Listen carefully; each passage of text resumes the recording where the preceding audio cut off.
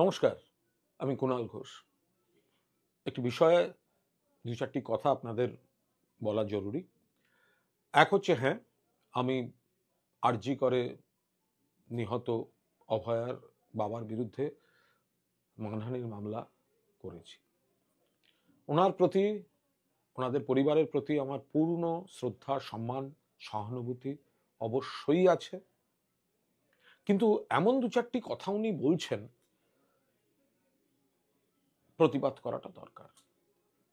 উনি 9 অগস্ট নবান্ন অভিযানের দিন বলে বসলেন, সিবিআই ঘুষ খেয়ে তদন্ত বিকৃত করছে, রাজ্য সরকার ঘুষ সেই টাকা দিচ্ছে, আর কুণাল ঘোষ সিজিওতে গিয়ে সেটেল করে এসছে।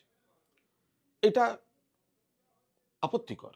ওনার কাঁধে বন্দুক রেখে কেউ বা কারা এসব বলাচ্ছে, এটা নিতে পারলাম না। আমার নিজেরই সিবিআইতে আমি মাথা উঁচু করে লড়ছি, মামলা চলছে, আমি যাব ওনাদের কি সেটেল করতে? আর কেন যাব? আমি, আমার আইনজীবী অয়ন চক্রবর্তী আইনি প্রসেস কমপ্লিট করেছেন এবং আজকে আমি মানহানির মামলা করেছি। তারপরে আমি শুনলাম সাংবাদিক বন্ধুদের কাছে, ওনার বাবা আমাকে খুবই আক্রমণ করেছেন এবং বলেছেন আমি নাকি ওনাদের ফোন করে করে সেটেলমেন্টের প্রস্তাব দিতাম। আজকে এতদিন বাদে প্রথম বলছেন, মানে কতখানি মিথ্যা কেউ বলতে শেখালে লোকের মুখ থেকে এটা বেরোয়। আর ঠিক আছে, আমি ছাড় দিচ্ছি। তারপরে উনি কিছু হোয়াটসঅ্যাপ দেখিয়েছেন যে আমি তাদের সঙ্গে হোয়াটসঅ্যাপ বিনিময় কি কি করেছি। আমি হাত জোড় করে বলছি অভয়ার বাবাকে, আমি তো মামলা করেছি, আপনার কাছে তো সামন যাবে, আজ না হলে কাল যাবে, কাল না হলে পরশু যাবে। কোর্টে এসে দয়া করে এগুলোই একটু মাননীয় বিচারককে দিন।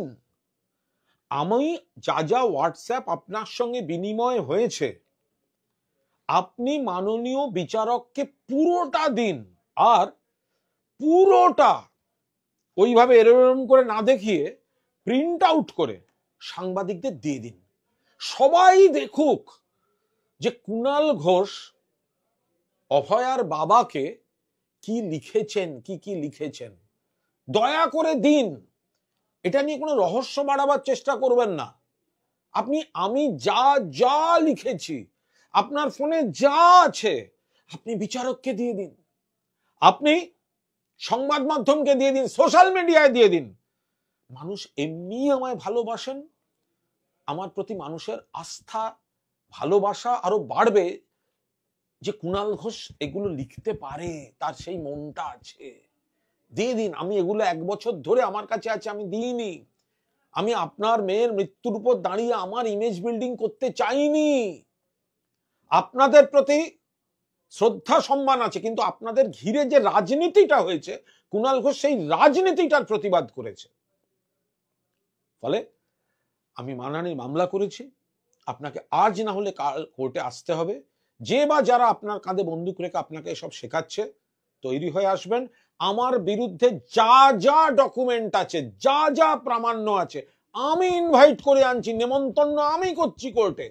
আমার এগেনস্টে এসে কোর্টে জমা দিন। অভয়ার বাবা ভালো থাকবেন, কোর্টে দেখা হবে।